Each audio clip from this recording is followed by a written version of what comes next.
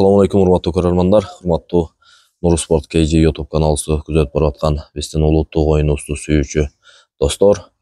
Бүгүн жараткан Кудай насип этип биз Ысык-Көл областы Чолпон Ата шаарында ошол жерде президентибиздин кубогуна карата майрамдык иш-чарада жүрөбүз. Анан ошол жерде биз бүгүн эреңиште жаш балбандарыбызды алып келип ошол жерде калыстык кылды. Анан Кыргызстандын бир канча чемпиону болгон Күмүш агабыз менен таанышып калдык. Ассаламу алейкум Күмүш ака. Алейкум. Кандайсыз, ден соолугуңуз жакшыбы? Жакшы, Кудайга шүгүр. Сак саламат. Бала чакаңыз үй бүлөңүздөнчүпү? Жакшы. Мынакей бүгүн жараткан Кудай насип этип, биз ушул майрамга карата ошол жерде Чолпон Ата шаарында таанышып калдык экөөбүз. Сиз менен мени таанышыма себепкер болгон Хамит таксыр болуп калды. Ал киши берген маалыматка караганда, сиз көп жылдан бери ушул эреңиш боюнча биздин Кыргызстаныбыздын желегин коргоп, көчмөндөр оюнунда, чемпионаттарда иши кыза өзүңүздүн бир күчүңүздү көрсөтүп, дайым ушул майданга чыгып жүрөт экенсиз да. Күмүш ака, сөз башынан болсун. Биздин ушул эфирибиз ушундай дайым. Өзүңүздү тааныштырып, канчанчы жыл төрөгөз, анан качан баштадыңыз бул ишти, кантип кызыгып калдыңыз, ким себепкер болду, кимдердин аргымактары сизди ушул деңгээлге жеткирди, ошолор жөнүндө баарын ийне-жибине чейин айтып берсеңиз. Бүгүн эркин микрофон. Саламатсызбы? Мен мурун өзүм Талас району Манас айылынан туулуп өскөм. 1982-жылкымын. Өзүм башында улак тартып, улак ойноп жүрчүм. Анан эле ушу айыл арасында эреңиш болуп, эреңишке катышып калып эле бир баланы алып утуп алгандан кийин жолдош балдарым эреңишке салып жүрүштү. Ошо менен эреңишке кызыгып жүрүп анан бул айылыбызда Чойбек деген байкебиз бар, агайым. Ошол себепкер болуп республикага алып жүрдү. Ал жерден жеңишке ээ болуп жүрдүм. Биринчиликтерди алып. Ошо менен кызыгып эреңишке, ошо каерде эреңиш болсо ошол жерге барып, Жети областты кыдырып калдым. 2013 Азияга жолдомо алып, Астана шаарында ал жерден 3-местен алып келгем. Ошондон баштап 2014 дүйнөлүк көчмөндөр өттү. Ошол жерден отбор болду, Кыргызстан отбору. Отборго илинип, аяктан биринчи месттен алдык. Буюрса. Ошо менен кызыгуу пайда болду. Эң алгачкы канча жашыңызда баштадыңыз ушул эреңишти? 26 жашыман баштадым эреңишти. Кайсы аргымакта? Аргымактар бирде Талас экенин аргымагы менен түшүп жүрдүк, КамАЗдан кийин. Анан Түтүк деген ат менен түшүп жүрдүм. Ошо менен ал менен түшүп жүрүп, Хамит байкенин аты менен түшүп жүрдүм. Сартурат, чоң Сартурат болчу. Жалал абад. Канчанчы жылдары? 2017-2018 жылдары. Анан бизде ошо Таластын президенти Осмон Станбек деген агабыз бар. Ошол Арго деген аргымакты сатып алып, ошо менен түшүп жүрдүк. Акыркы жылдар. Ошондо биринчи эңишти ушул Талас облусунда, өзүңүздүн облусуңузда баштадыңызбы? Талас облусу айыл арасында баштап, Аламандан. Айын республикага чыктык да. Буга чейин, ошол баштаганга чейин, эреңишке түшкөнгө чейин сиздин үй бүлөңүздө кимдер аргымактарга кызыгып, эреңишке кызыгып, аламан улак чабып, же болбосо беш чабып, көкбөрү чабып, кимдер кызыгып жүргөн? Сиздин ата тарабыңызда кызыккандар адамдар көппү, же апа тарабыңыздабы? Тайкелерим балбан болгон экен. Байке чоң атам ат көтөрүп ашуудан, аты жылбар ашуудан ат көтөрүп чыгып кеткен экен. Ошо атамдын жагында дагы, тайкелер жагында да балбанчылык бар экен. Ата жактан дагы, апа жактан да бар экен да, канда. Машалла. Анан кантип чемпион болуп калдыңыз? Кайсы жылы? 2016 жылы чемпион болдум.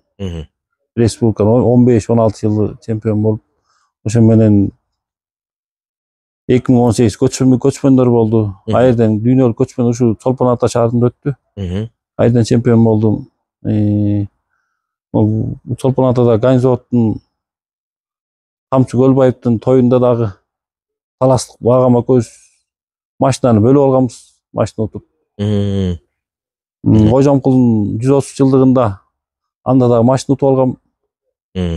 Кожомкул атабыздын 130 жылдыгында. Көчмөндөр оюнунда канча жолу чемпион болсуң?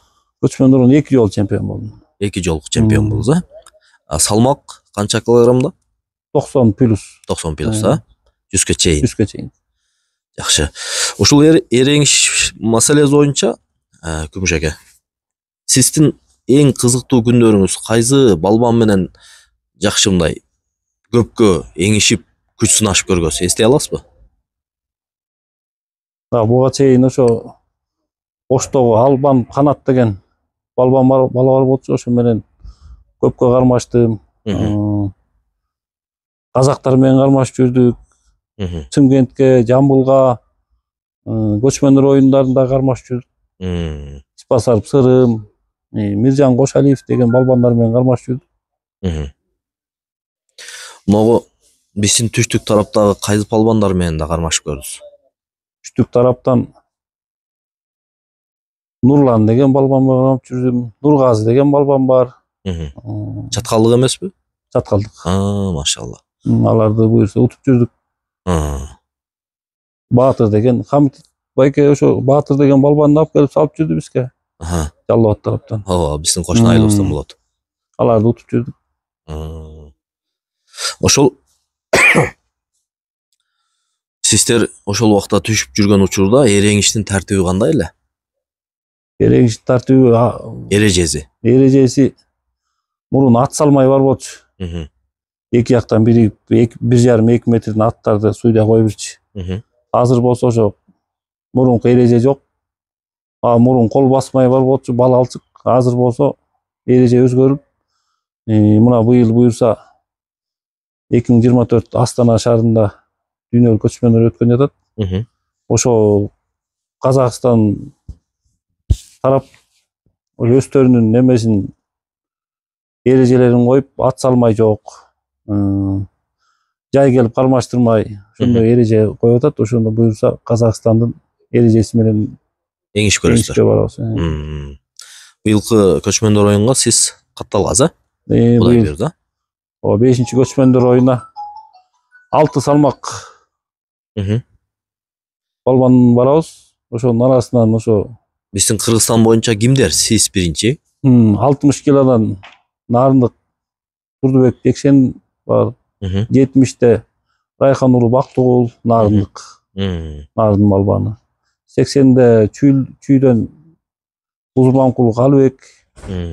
90-да Бердибек уулу Ислам Нарындык балбан. 100-тө Турдубаев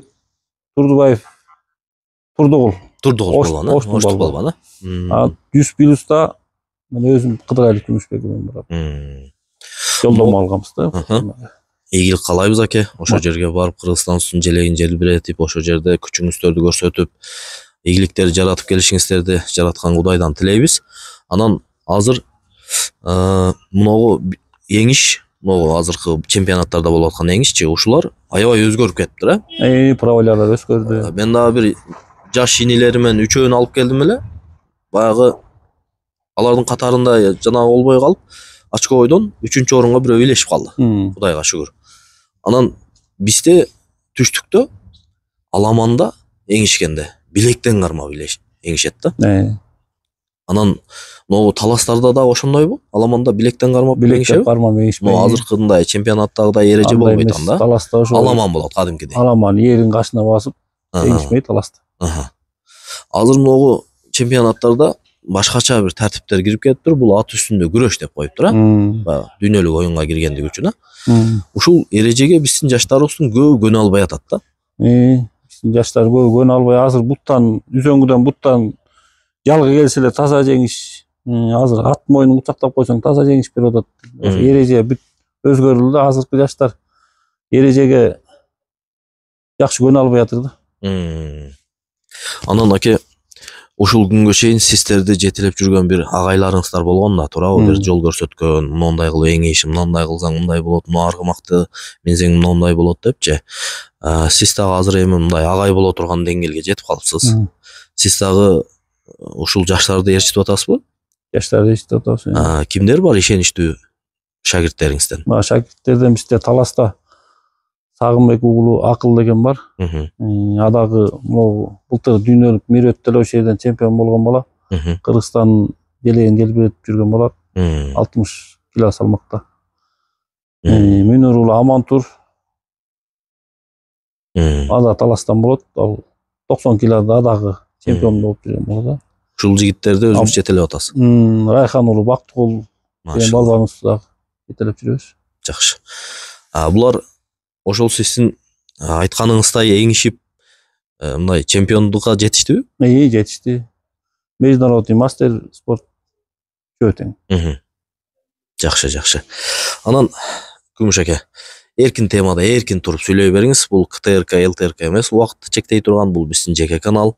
Өзүбүз каалаган убакытта өчүрөбүз, каалагандай сүйлөйбүз. Анан баягы эңиштерден алган эң алдыңкы байгеңиз эмне болгон? Ошону эстеңчи. Ошону айтып бериңчи. Эң алдыңкы ошо дүйнөлүк көчмөндөр оюну. Эң алдыңкы ошо 150 миң биринчи байгеси 150 миң экен. Андан кийин эле байгелерибиз 3 матчтын уткан. Таластын 70 жылдыгында, Кожомкулдун 130 жылдыгында, биякта Чолпон Атада 90 жылдыкта да алдыңкы байгелер ушулар. Жакшы. Эң алдыңкысы ошо көчмөндөр оюнундагы 150 миң сом болгон экен да. Эстеп кала турган, Былтыр бул Чүй областында чемпионат өтүп, айрден алтын кур төө утканбыз. Жакшы. Анан могу дагы Таласка кайтабыз. Аке, чемпионаттанчы. Таласта аламан болот, Кадимкидей могу биздин түштүктөгүдөй аламан болобу? Болот. Торпа булак жок да мындай. Торпа булак чаппайсыздарбы? Жок, чаппайбыз Таласта. Теке чабасыздар? Теке чабабыз. Жалаң. Жалаң. Баягы бизде мисалы үчүн түштүктө, мисалы үчүн улдуу болсом мен баягы уулума той берем да. Анан той бергенде бизде 60 килограмм, 70 килограммдык, 80 килограммдык торпак соёт. Ашып кетсе 75ке чейин болот да. Эми азыр көбү мындай оор таштабай атат. Анан ошондой аламан улак кылат дагы, алдына төө саят, машина коёт. Анан уумра жолдомолорду коюп атат. Анан иши кыза түштүктө могу аламан улак аябай күчтүү болуп атат биздечи. Анан жылдан жылга күч алып атат да. Сиздерде кандай аламан?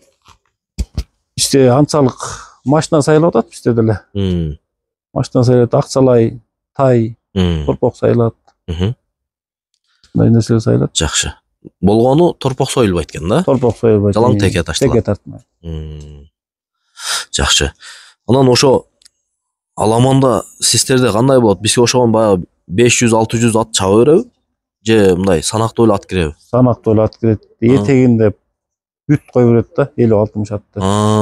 Башында 7 аттан кой берет. Могу Чүйдө жер улак деп коет экен, Жер улагы кандай болот? Жер улак ошо жер улак деле ошо эмедей 7ден кой берет. Утулган чыгып берет, кайра кийинкилеги берет. Көкбөрүдөй очко эсептейби? Канча атыштам, 5 штам деп өстүрүп ошо 5 штамдан кийин утулган чыгып берет, утканы кире берет. Алла насип кылса Таласка тойго барып калсак, чакырсаңыз барып тартып көрөбүз, Көз менен көрөбүз да. Анан эми могу чемпионатка кайтабыз беке. Караңызчы, могу биздин жылда 9-майда, 21-мартта Ноорузда, анан могу 31-августта ушинтип биздин мамлекетибизде ушундай барчылыктын себебинен ушундай оюндар өтүп атат да, аке. Анан буга шүгүр дешибиз керек биринчиден. Анан кээ бир мамлекеттер бар, бир майрам тосконго убактысы жок. Каяктан бирөөдүн бомбасы түшүп кетет экен деп коркуп отурат да. Биздин Кудайга шүгүр мамлекетибиз тынч экен, элибиз тынч экен, кошунабыз тынч экен. Ушундай иш-чаралар, ушундай ийгиликтер, ушундай оюндар уюштурулуп атат да. Буга да шүгүр дешибиз керек. Анан могу чемпионаттарда жүргөнүңүздө жалаң азыркы абалда да өзүңүздө ошол эреңишке ат карайсызбы? Өзүм эреңиште Торпедо деген атым бар. Азыркы кезекте. Ошо менен 6 жыл еңиштим. Мм. Адам мурун ошо ар кимдин аты менен еңишип жүрдүк. Анан өзүм ат сатып алып, өзүм ошо Торпеда деген ат менен түшүп жүрдүк азыр. Азыр деле бар. Азыр деле бар. Бүгүн алып келдисизби бияка? Жок, ал Таласта. Таласта. Эртең но көчмөндөр оюнуна но жерден бир бурул ат менен анан бир карагаш ат барат экен, жана еңишке түшүп аткан. Көчмөндөр өшөп бар. Ушуларды эмес. Ушуларды минебиз буюрса. Же аяктан ат береби? Жок, ушул эки атты алып барган. Ар бир мамлекет өзүнүн жылкыларын алып барса керек, Ошо терден бөлөк мамлекеттер ошо Казакстан эле аттарын минишет экен, анан биз өзүбүздүн атыбыз менен барбасак, күчтүү аттар менен барбасак, аяктан да сылабый, атың сылабый болсо да утулуп каласың. Ооба. Күчтүү ат миниш керек. Кыргызстан номер 1 аттарын алып баратабыз, эки ат. Кудай буйрса. Анан могу 5-5ке кайсак, Көкбөрүгөчү. Көкбөрү дагы чабып көрдүңүзбү? Көкбөрү чабып жүрдүк. Биякта же Таласта? Таласта эле чабып жүрдүк. Бияка бир 2-3 жолу келдик. Ойгайың деген команда менен. Токтоп калды ал команда. Ал команда менен келип жүрүп анан мына бутуман жаракат алып, ошо менен улакты жыйынтыктап анан еңишке өтүп кеткен. Еңишке өтүп кетсизби? Жаракат алып калдыңыз. Жаракат алып. Бул 5-5ти Көкбөрүнү анча мынчасы чаба бербейт аке. Дух керек, Дух керек. Карасаңыз, мындай биз бул жакта тартып, мындай көрүп, бизге мындай оңой көрүнө берет да. Майданда мындай ат имип түшүп калсаңыз, аябай өтө мындай опасный оюн, Опасный. Чыдаган чабат, чабып аткан балдарга рахмат, Анан многу биздин көкбөрүчүлөргө да өзүңүздүн бир оюңузду айта кетсеңиз. Көкбөрүчүлөрдөн азыркы учурда биздин Кыргызстанда эки команда кетип атабы, бирөө Көкбарга, бирөө Тайгазанга. Ушул командалардагы жигиттер менен чогуу жүрөсүз да, эми тааныш билиш бар да, ага ине болуп калгансыз. Ушулардан кайсы бири жакшы оюн көрсөтөт деп ишенесиз? Кимдери? Буюрса эми баары эле жакшы оюн көрсөтөт го. Бүт эле таанылма балдар, Кыргызстан номер 1 балдар. Жалаң карышкылар, Буюрса кашкыр балдар. Ногу Хамит Таксыр менен канчанчы жылдар таанышып калдыңыз? Биздин Хамит саяпкерибиз менен. Хамит ака менен 2016 таанышып калдык. Сонун 2 жыл ошонун аты менен еңишке түшүп жүрдүм. Хамит байке терде той бар десем терге апарат, берге той бар десем терге апарат. Ушу эмеге дагы жүктөп апарып берди. Соңколго. Тайлак Батырдын 220 жылыгына. Айдын да түшкөн мал ошонун аты менен. Хамит байкенин аты менен. Хамит Таксырдын аты эреңишке кандай эле? Күчтүү ат болчу. Күчтүү беле? Күчтүү болчу. Ошондой ат таппай атам деп азыр дагы арман кылып жүрөт да. Ошондой ат таппай атам дейт да. Андай атта бир келет экен да колго. Бир келет. Ал менен эмнелер, кандай байгелерди алдыңыз? Ал менен ошо Соңколдо чемпион болуп келдим. Адан тышкары эмеде Бишкекте ипподромдон аяктан чемпион болдум. Муну Тосордо өткөн эреңиш өттү, айрдан дагы 3-4 жолу минип калдым. Жакшы ат. Андай ат азыр табыш кыйын го. Табыш кыйын, Азыркы могу эреңишке ийип аткан атыңыз бар экен өзүңүздүн, азыр башта айтып өттүңүз. Ошол атты эреңиштин аты менен могу Аламандын, анан могу 5-5тин атын үчөөнүн айырмасы бар да. Бар.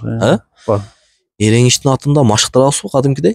Эреңиштин аты бет маңдай прямой барыш керек. Анан аттын соорусу менен айланып туруш керек эреңиштин аты. 5-5тин аты болсо бет маңдай көптөр бара бербейт, анан өтүп да кетет.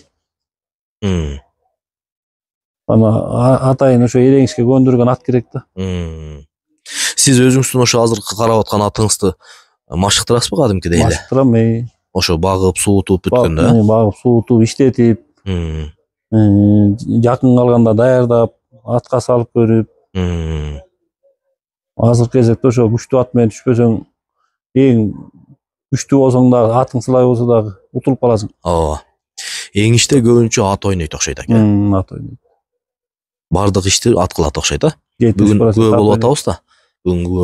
Начарыраак ат менен чыккан балдар ушунчалык күчтүү болсо дагы утулуп калып атат. Очко бойдон же болбосо жыгылып калып атат. Же аты кулап калып атат. Анан мындай жакшы ат менен чыккан жигиттер жакшы натыйжа кылып атат да. Ат жакшы оюн көрсөтөт экен да бул жерде. Ат ойнойт азыр. 70-80% ат. Жош керек.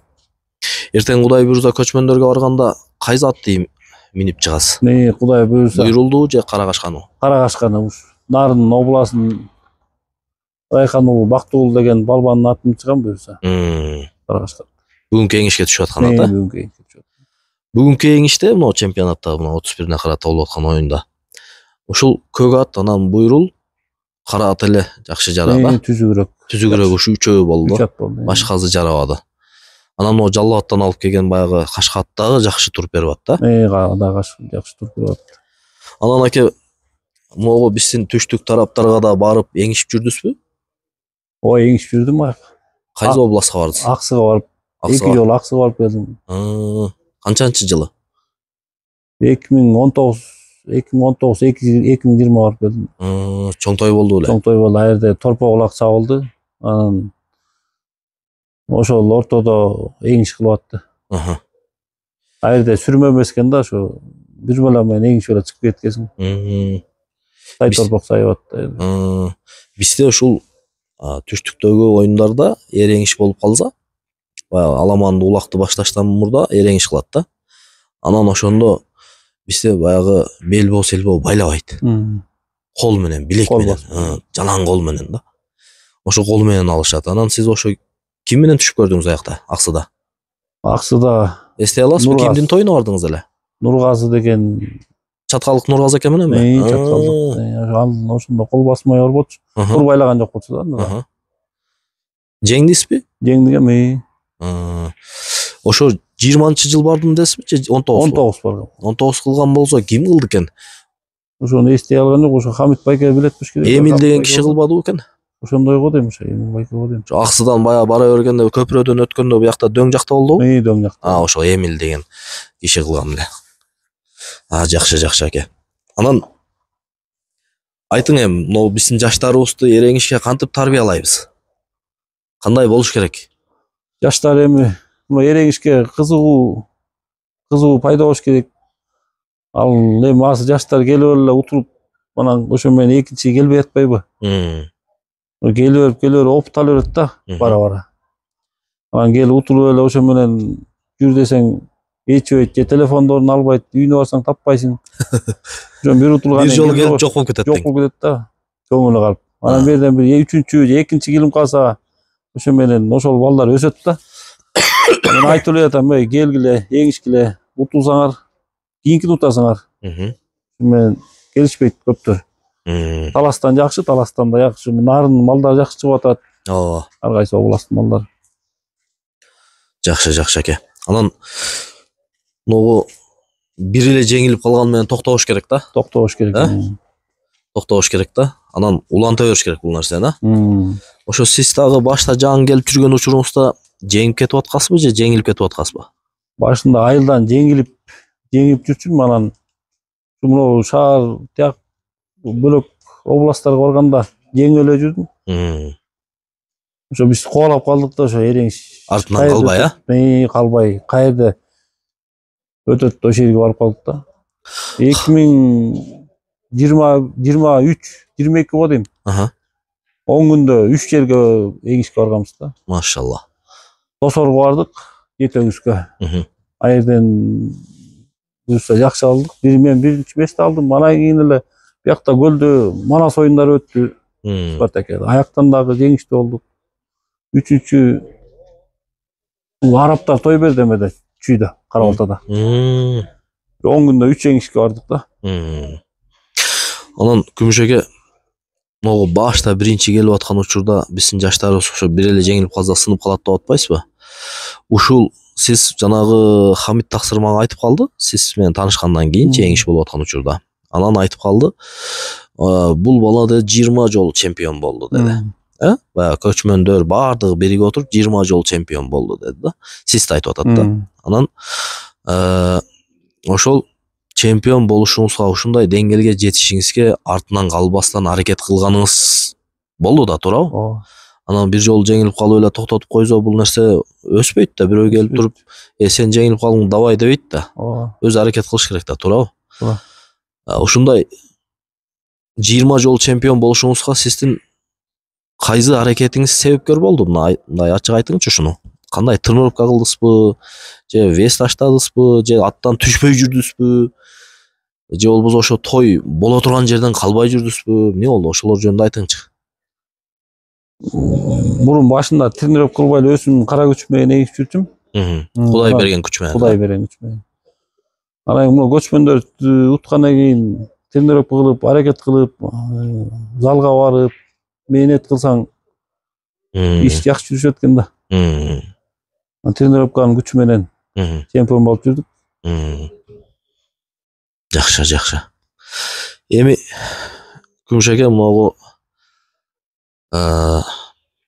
жаштарыбызды Кудай буйруза мындан кийинки оюндарда кызыктырып, эртең могу көчмөндөр оюну ушуну менен дагы токтоп калбайт да. Мындан кийин мына сиздер аксакал болуп баратасыздар акырын. Артыңыздардан жаштар чыгып келип атыптыр. Мына ошолорду кызыктырып, башка кылып отуруп, мындай чемпиондукка жеткирип алсак, булар да кызыгып калса, ушуну менен ушул иш уланып кетет да. Анан жана мага бир-эки эреңишчи палбан таарынды. Сен жалап деле тарта бербестен бияка да кел да дейт да. Анан мен айттым, мени эч ким каржылабайт. Жараткан Кудайдан башка эч ким каржылабайт. Үй бүлөмө жетет, Кудайга шүгүр, өзүмө жете эле тирлигим бар. Бирок ошондой иштерге, иш-чараларга силер бир федерация менен сүйлөшүп, же болбосо ошо эреңиштин президенти менен сүйлөшүп, жол киреп, пол киремин чечип берсеңер, любой жерге чакырсаңар барам. Кыргызстандын 7 областына барам. Мен түштүктү эле карап, анан биякты бөлүп карай турган жигит эмесмин да. Баарына бирдей карайм. Себеби бул биздин оюнубуз, ата бабабыздан калган улуттук оюн. Анан ушундай маселелерге кандай карайсыз аке? Ушул маселени чечсе болобу? Федерация менен сүйлөшүп. Чечсе болот, федерация менен сүйлөшүп. Анткени могу оюндарда, азыр сөзүңүздү бөлүп койдум. Могу оюндарда кээ бир блогерлер оюнду эле тартып кетип калып атат да. Анан эреңишти тартпай атат. Мен экинчи жол келишим, Кудайга шүгүр, мына айыл өкмөтүм каржылап жол кире пол кирем чечип берди, келдим да. Анан рахмат деп айтам. Анан эреңишти тартам мен, токтотпой элечи. Монтаж кылып чыгарып коем үйгө барыпчы. Ушуну кандай карасак болот аке? Сиз мына эми көптөн бери аралашып жүрөсүз. Бизде буга чейин ушу блогерлер сыйырсырап тарткан жок болчу. Силерге рахмат. Анан федерация менен сүйлөшсөк, буйруса силерди тарттырыш керек. Өткөндө Татарстанда оюн болду. Татарстанга барганда Казакстан ошо блогерлер менен чогуу барыппыз да. Анан биз менен блогерлер ээчип, эме кылып барган жок да, ошо тартканга эме кылып. Казакстандыкы постоянно жанында жүрүшөт блогерлер. Ам ушунча эңишип келип атып мен ушу көчмөндөрдө 2018-2014 ушул жерде чемпионаттар өттү. Интервью алган ушу экеле жолу алды да. Адан бери аны дагы телевиденияга алган болчу. Телевиденияга алган. Кыска нуска. Анан ушу кезге чейин такыр көргөн жокмун да ошо блогерлерге интервью алган. Кудай буйруза, мына эми сиз өзүңүз мындай көзгө көрүнүктүү инсансыз, балбансыз. Ушул маселелерди эгер чечип берсеңиздер, Кытайга чакырсаңыздар да барам да. Кытайга чакырсаңыздар да. Кытайда той болот экен, эреңиш тартып бер десеңиздер барам. Анан Кудай буйруза мындан кийин биз дайым связьта болобуз. Мынакей телефон номерлерди алышып алдык. Биздин бүгүнкү азыркы эфирибиздин аягында биздин келечектеги балбандарыбызга, жаш эңишип аткан жигиттерибизге, деги эле Кыргызстаныбызга майрамдын алдында бир өзүңүздүн жакшы бир каалоо тилегиңизди айтып, эфирибизди жыйынтыктасак. Кудайга шүгүр, мына 30 минутта сүйлөшүппүз экөөбүз. Биздин жаштарга, жаш балбандарга ийгилик, эреңишке кызыккыла, спорт менен машык кыла. Кыргыз элинде тынччылык, токчулук, мына эгемендүүлүк майрамыбыз менен Кыргыз элинде куттуктайбыз. Буйруса мынагу келе аткан көчмөндөр оюнда буйруса жолдомо алып ошол жака аттанып атабыз. 6-5тен 6 бала барган жатабыз. Ошо баарыбыз буйруса ийгиликтүү жеңиш менен кайталы. Рахмат Күмүшеке. Убактыңызды бөлүп, ушинтип түн болгонуна карабастан чакырсам келип, ушул жерде биздин могу чакан каналыбызга сүйлөп, баштан өткөн баарын айтып, анан балбандар менен күч сынашканыбызды айтып, аргымактарды айтып, иши кыза биздин жаштарыбызга болгон өзүңүз каалоо тилегиңизди, Кыргызстаныбызга, жалпы көрөрмандарыбызга айткан каалоо тилектериңизге биз ыраазычылык билдиребиз аке. Эртең көчмөндөр оюнунда сизди чемпион болуп келишиңизди Кудайдан тилейбиз. Дуа кылабыз акыңызга намазыбызда. Анан дайым ушу элибизде жакшылык болуп, тойлор көп болуп, эрең иштер кызып, анан ушу биздин мамлекетибизде тынччылык болуп, кошуналарыбыз тынч болуп, ушундай чоң иш-чаралар, майрамдар, ушундай тойлор көп болсо, биз дайым бири-бирибизди жолугуп көрүп турганга мүмкүнчүлүк болот экен. Анда сизге ыраазычылык билдирем аке. Ишиңизге ийгилик, ден соолуктуу болуң. Дайым билегиңизден күч кетпесин. Көчмөндөр оюнунда Кудай буйруза биринчи орунду алып келишиңизди Кудайдан тилейбиз. Рахмат, Алла разы болсун. Рахмат аке.